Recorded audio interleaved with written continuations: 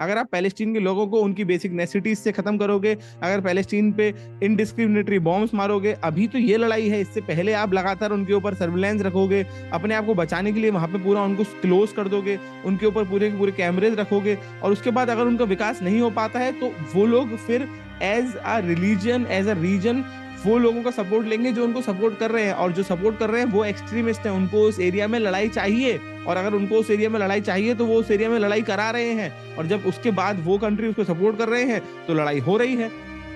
Israel का काम बनता है कि उसको शांति से अगर रहना है तो वो अपने आसपास के एरिया में शांति फैलाए, क्योंकि उसे पता होना चाहिए कि अगर मैंने अपने एरिया के आसपास शांति नहीं फैलाई तो जो दूर बैठा है उसको तो मेरे यहाँ लड़ने में दिक्कत ही कोई नहीं है।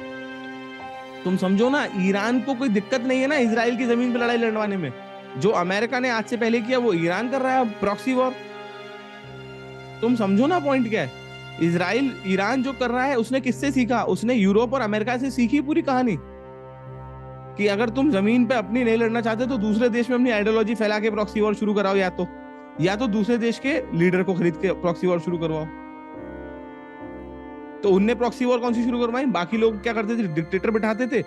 ईरान ने क्या शुरू करा? ईरान ने कहा डिक्टेटर नहीं, वहां पे टेररिस्ट ऑर्गेनाइजेशन को सपोर्ट करो, फुल पैसा देके सपोर्ट करो, वो हमारा काम करेंगे।